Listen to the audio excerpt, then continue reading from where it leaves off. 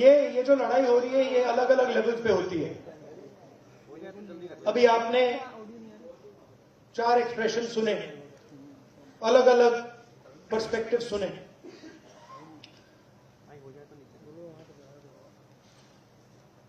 मेरा काम जो सेंट्रल फाइट है, जो जड़ है, वहां पे फाइट करना मेरा काम है। ऑडियो नहीं आ रहा। मैं तो मुझे मेरे लिए आइडियोलॉजिकली लड़ाई किस बात की है नहीं आ रहा यार, आवाज मार दो तो और आइडियोलॉजिकल स्ट्रक्चर क्या है वो समझना बहुत जरूरी है।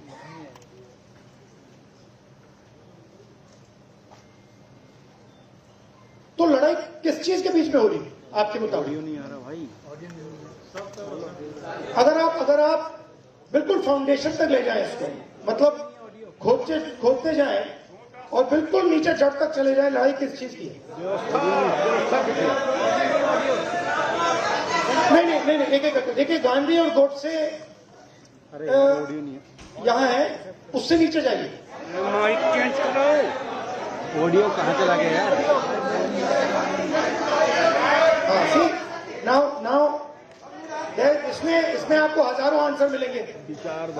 कोई कहेगा संविधान का है, कोई कहेगा संविधान का है, कोई कहेगा गांधी गोडसे, कोई कहेगा मीडिया फ्रीडम, कोई कहेगा आदिवासी, कोई कहेगा कॉर्पोरेट। ठीक है, तो इसको हम डिस्टिल कैसे करें? माइक पे, क्योंकि जो ऑडियो नहीं आ रहा। लेवल तो शो। अगर हम इसको डिस्टिल नहीं करेंगे तो जैसे अभी आवाज आ रही थी वैसी आवाज आएगी। कोई चिल्लाएगा, उसको कैंसिल दूसरी आवाज कर देगी। एक तो ऑडियो नहीं, पोडियम आवाज सुनाई देगी बट आवाज की लॉजिक नहीं दिखेगी। तो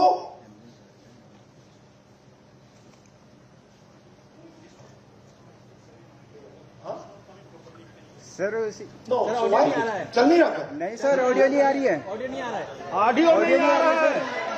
वो कह रहे हैं कि लाइव में वो नहीं आ रहा है। Yes sir. तो नहीं, वो बाहर तो यू वीडियो है ठीक है। नहीं, I am more comfortable there. So what is the fight between? I'll put it very simply. Fight is between order and expression. Okay? There are some people who want to give orders and order society. And there are other people who want to express themselves. And that order is disturbing their expression. And our expression is disturbing their order. And every single person's perspective can fit into that. Every single person's perspective can fit into that.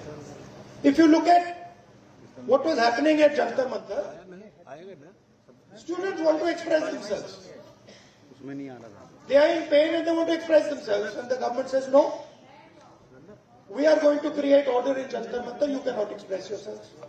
Today, a lady came to me whose daughter has been raped and killed in Uttarakhand 4 years ago. She's crying, she's trying to express herself. And the system says, sorry, we're not going to allow you to express yourself because it will create disorder if you express yourself. So, their job and their political philosophy is to impose an order on India. And an order that benefits them and certain other people. And our job is to make India express itself and break that order.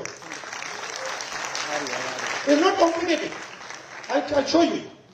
Sandeep, can you give me an order?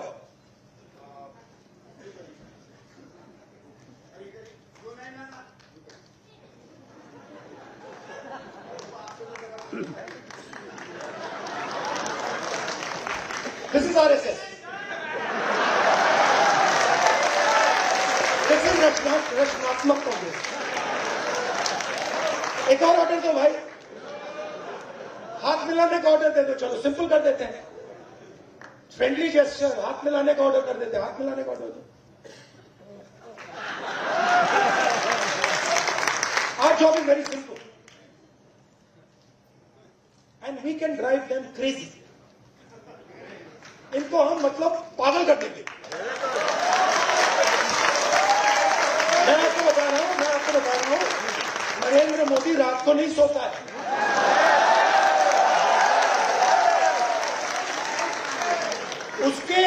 उसके अलग अलग कारण है. उसका एक obvious कारण है और उसके बहुत सारे हिडन कारण भी हैं. आपने देखा अमित शाह सो कॉल्ड, क्या कहते थे उसको पहले, चाणक्य, और क्या कहते थे, Sardar Patel.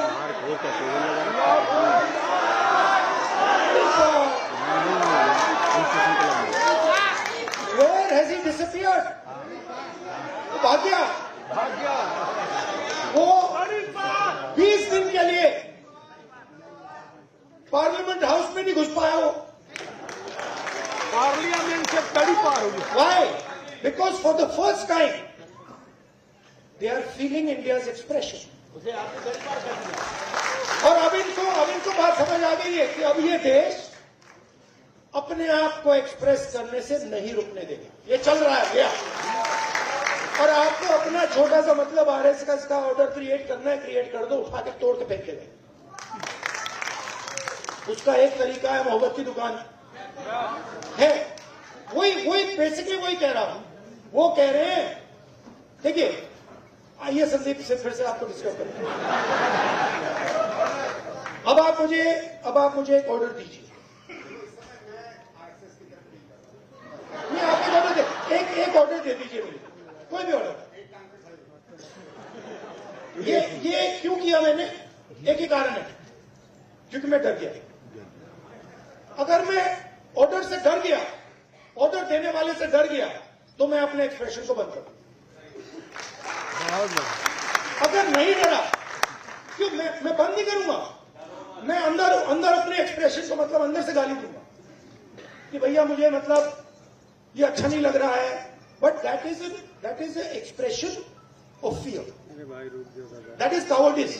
And frankly, I must tell you, a lot of people in India, and this is something that has disturbed me, a lot of people in India have been behaving like cowards. So many people.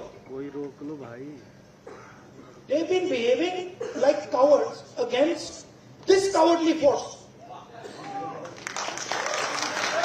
Now I can understand if you are fighting the British Empire and suddenly you say, I'm feeling a bit scared. But you're fighting a bunch of jokers. How can you feel scared?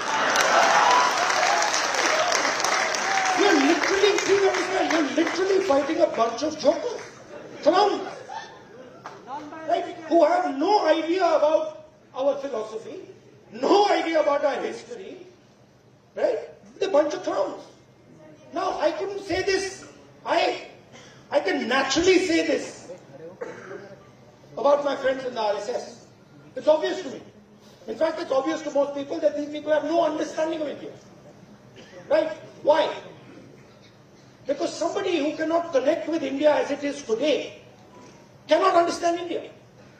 To understand India, you can't understand India 3,000 years ago. You have to understand it today, right now. And to understand it today,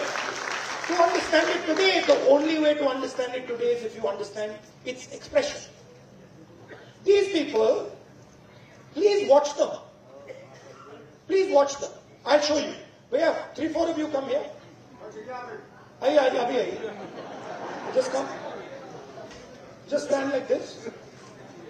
Just stand next to him. Just stand next to him. Just come. Stand here. Now do that RSS salute.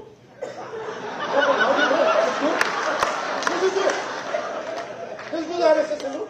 See, they're not taking the order. Right? But this is what that structure looks like. This is what the RSS looks like mentally, conceptually. Now let me show you the Congress. Let me show you. No, they are now suddenly they became the Congress. See? So these people, what have they done? What is the magic trick? The RSS has been utilized, has been captured and been utilized by large capital. Okay? Please understand, large capital, Mr. Ambani, Mr. Adani, these guys have captured the RSS. The RSS ceased to exist long ago. What was the RSS? The RSS was the expression of the small Indian businessman. Goldsmith, jeweler, Banya, that was the RSS. That died, gone. Today the RSS is an instrument of Mr. Adani. That's all it is. And they stand there with their lathis and all making a fool of themselves. Hindi में बोलो. मेरा कहना है RSS क्या था? RSS जो छोटा businessman था, मैंने स्टडी की बात, जो छोटे छोटे बिजनेस वाले थे, मिठाई की दुकान चलाते थे, सोनार थे, लोहार थे, इनकी फोर्स थी. उनको तो उन्होंने धोखा दे दिया, बांट दिया. वो तो सब मर गए. आरएसएस ने डीमोनेटाइजेशन कर दिया, जीएसटी कर दी और अपने ही लोगों को धोखा दे दिया, खत्म कर दिया. उसके बाद क्या हुआ? शुरुआत कैसे हुई? शुरुआत वाजपेयी जी के टाइम में प्रमोद महाजन ने की. कैपिटल इंजेक्शन को आरएसएस के अंदर उसने डाला, पहला फर्स्ट स्टेप. और second step Narendra Modi. Final corporatisation of RSS और Narendra Modi. It's obvious. RSS as original force is dead. We are not fighting. They're finished. They're gone. Now RSS is an instrument of large capital. They are servants of Mr. Adani, just like Mr. Modi is servant of Mr. Adani. Now, what is our problem? Our problem, which has now to a great extent been resolved, that my friends in the media have been captured by them. It's a big problem, because they will come and tell me, sir, we don't like what is happening.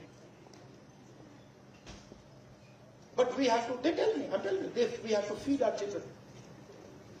हमें भी नौकरी करनी है. मेरे मतलब वो prime minister house के सामने पुलिस वाला है, मेरे कान में विस्पर कर रहे हैं, भैया इनको हटाइए, आप यहां से इनको हटाइए. वो मुझे हटा रहा है, तो मेरे कान में कह रहा है, भैया इनको हटा. मैंने कहा ये क्या बात कर रहे हो? नहीं, हमारी नौकरी है, हमें काम करना है. Understand.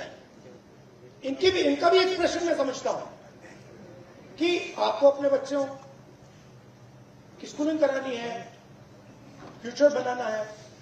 But there is also something known as national spirit. What is national spirit? National spirit is we are not going to allow a bunch of clowns to create order over us.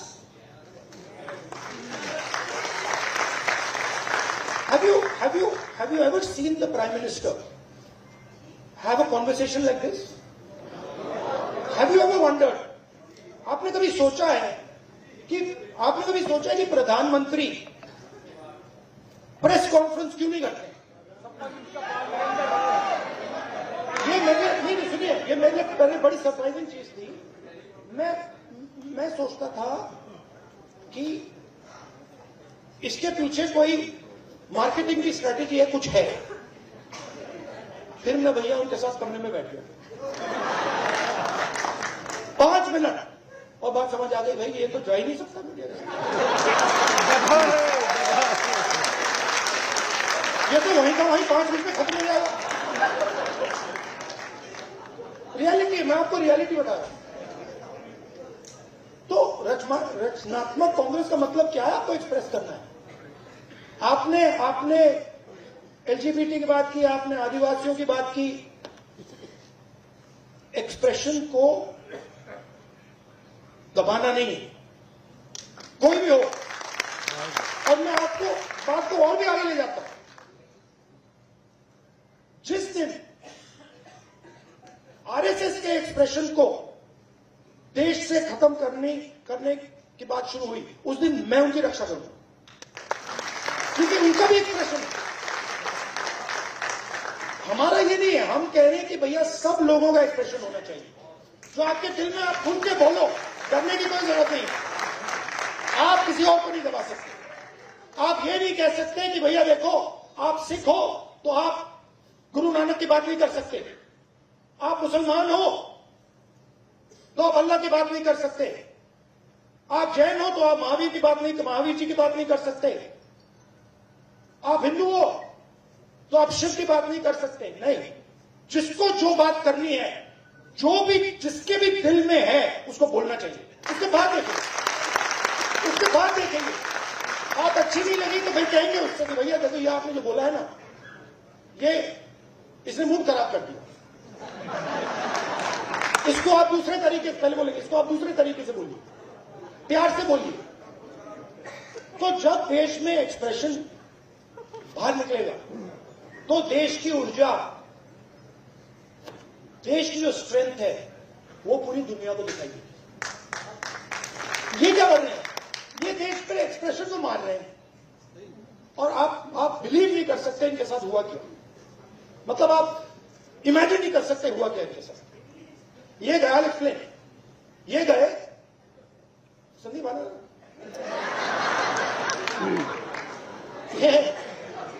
इनका पता नहीं कहां से इनके दिमाग पे घुस गया। अब अजीब चीजें घुस जाती है, बट इनके माइंड में घुस गया कि फॉरेन पॉलिसी इज दिस। अब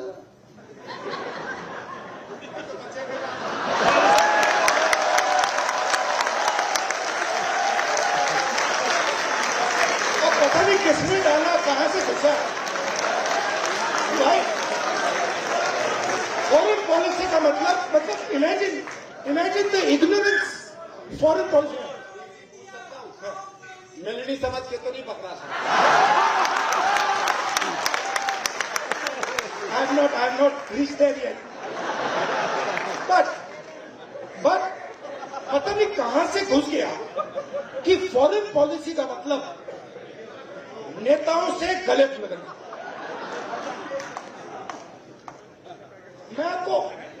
मैं छोटा था, मैं आपको पता नहीं अंदर की बात है, बोलनी चाहिए नहीं बोलनी चाहिए, मां गुस्सा हो जाएगी शायद, पर ठीक है मैं बोल देता हूं, फिर आप संभालना उनको। तो मैं छोटा था, हम अमेरिका गए, एक्सप्रेशन की बात हो रही तो कह देता हूं हम अमेरिका गए। मैं आपको ये इसी बात इसलिए बता रहा हूं कि लीडर क्या होता है, मैं ये समझाने की कोशिश कर रहा हूं। तो हम अमेरिका गए, मैं 12 साल का था।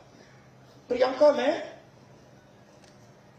मेरी मां, दादी प्राइम मिनिस्टर। गले मिलने की बात हो रही है ना। तो स्टेट डिनर था, ऑफिशियल डिनर था। तो दादी और मां ऑफिशियल डिनर पे गए, हम बच्चे थे तो हमें मतलब छोड़ दिया गया। हम खेल रहे थे। 2-3 घंटे बाद दादी वापस आई और दादी कहती हैं कि सोनिया, इन अमेरिकनों ने ना मुझे बिल्कुल बेवकूफ समझ रखा है। तो मां कहती है, मां दादी को मम्मी कहती थी, तो मां कहती है मम्मी वाई। और मेरी दादी कहती है तुमने नोटिस नहीं किया कि जिस रंग की मेरी साड़ी थी उसी रंग का ड्रेस नैन्सी रेगन पहनी थी। मतलब आप अपने दोस्त के घर नहीं जा रहे, इस काम में हिंदुस्तान का प्राइम मिनिस्टर दोस्ती नहीं करता है, उसको दोस्ती से कोई इंटरेस्ट नहीं है, उसको अपने देश की रक्षा करने का काम करता है। अब उनके दिमाग में पता नहीं कहां से घुस गया कि ये मेरे दोस्त हैं। वो गले लगने लग गया, थोड़ी देर बाद हो जाता है कि भैया मेरा दोस्त है, गले लग लिया 3 बार, दोस्त होगा, वो पीछे पकड़ लिया उन्होंने। हाँ, वो 2 मिनट में देखो, ये सोच रहे कि मेरे बड़े फ्रेंड हैं, है ना, ये सोचे मेरे बड़े फ्रेंड हैं, ये मैं अपने आप को इनका फ्रेंड नहीं मानता हूं, तो ये आ रहे गले मिलने, मैं आ रहा हूं गला पकड़ने। और मैं आपको बता रहा हूं, नरेंद्र मोदी को 2 मिनट में लपेट लिया। अब इमेजिन हुआ क्या, इमेजिन हुआ क्या। एक साइड ईरान में युद्ध होता है,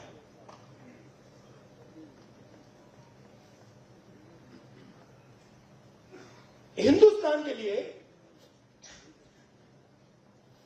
अगर हिंदुस्तान अपनी स्ट्रेंथ को समझता और अगर हिंदुस्तान का नेता इंदिरा गांधी जी जैसा होता तो हिंदुस्तान के लिए दुनिया में सबसे बड़ी अपॉर्चुनिटी आपके सामने है। कौन सी कि भैया ईरान हमारा पुराना दोस्त, अमेरिका हमारा दोस्त, रशिया हमारा दोस्त, चलो भैया हम रेलेवेंट बन जाते हैं, इनकी दोस्ती बनाते हैं। हुआ क्या? नहीं हुआ क्या, पाकिस्तान ने अभी जगह उठा के ले गया। जो मीडिएटर पाकिस्तान बन गया और हिंदुस्तान, मोदी जी देखते रह गए ये हुआ क्या है, ये कैसे हुआ। अब क्या हुआ, अभी ये मीडिया वाले आपको बता नहीं रहे, मुझे मालूम है। आजकल भैया मैं आपको बता रहा हूं, मोदी जी के ऑफिस के अंदर से मुझे इंफॉर्मेशन मिलती है, पूरा रिकॉर्ड चल रहा है अंदर। हुआ क्या,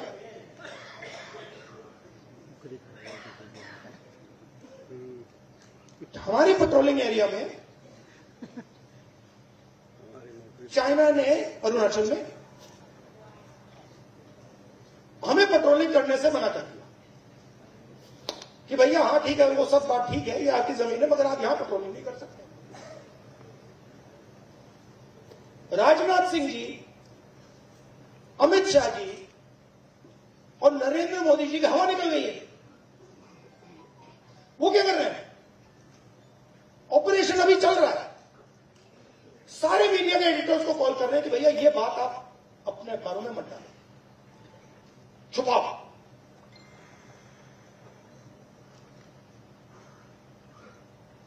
सीधा बिना सोचे समझे देश का नुकसान कर रहे हैं। मैंने देखा, नहीं मैंने अपनी आंखों से देखा, गलवान के बाद प्रधानमंत्री आए, जूम कॉल की, प्रधानमंत्री कहते हैं हिंदुस्तान की जमीन का 1 इंच चाइना ने नहीं लिया।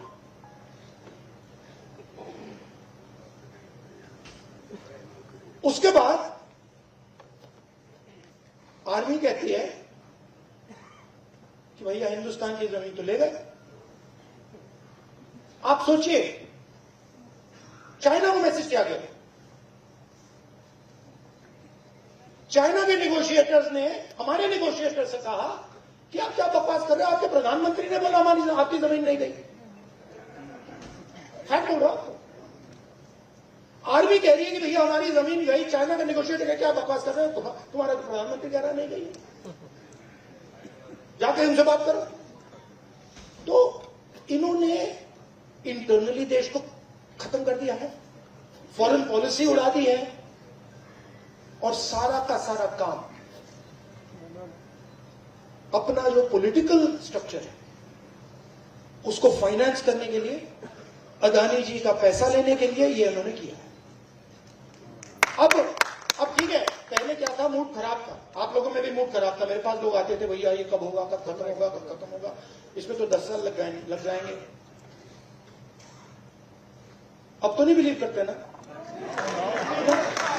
अब तो हो गया ना, क्योंकि अब कांग्रेस पार्टी, ऑपोजिशन, सबका एक्सप्रेशन चालू है, अब नहीं रुकने वाला। Thank you, tata, goodbye. और मैं आपको बता रहा हूं, आप लिख लो, जिस दिन तक नरेंद्र मोदी अपना इस्तीफा नहीं देंगे, अमित शाह नहीं हटेगा, उस दिन तक नरेंद्र मोदी और अमित शाह नहीं सो पाएंगे। उनको हम जगा के रखेंगे, पूरी रात जगा के रखेंगे, जब तक वो कोलैप्स करके कहे कि भैया ये हमारी बस की नहीं है, माफ करो, छोड़ दो हमें।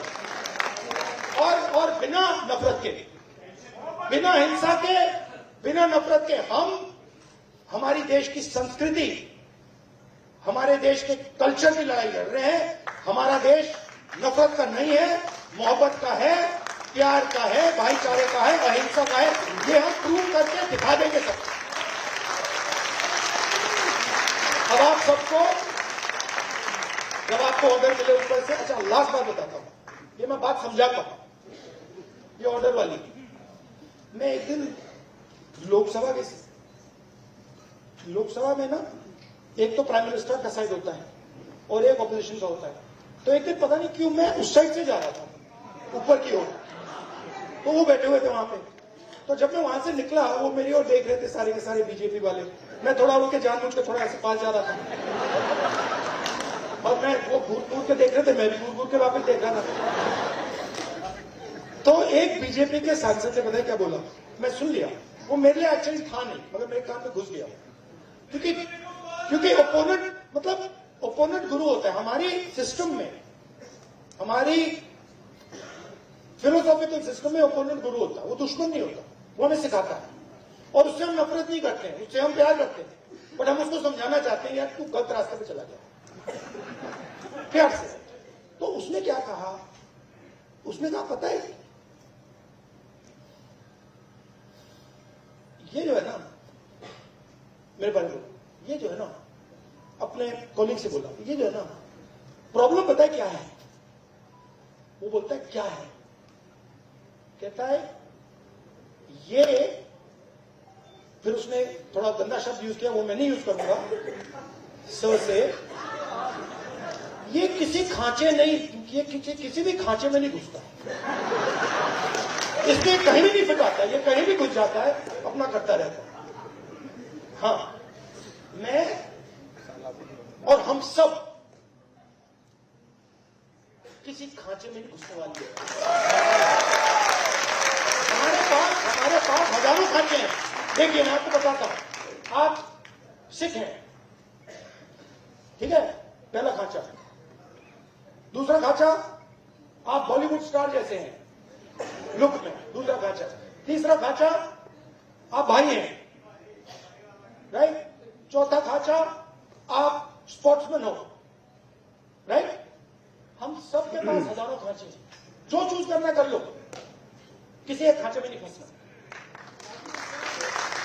Love you all, thank you very much, keep fighting.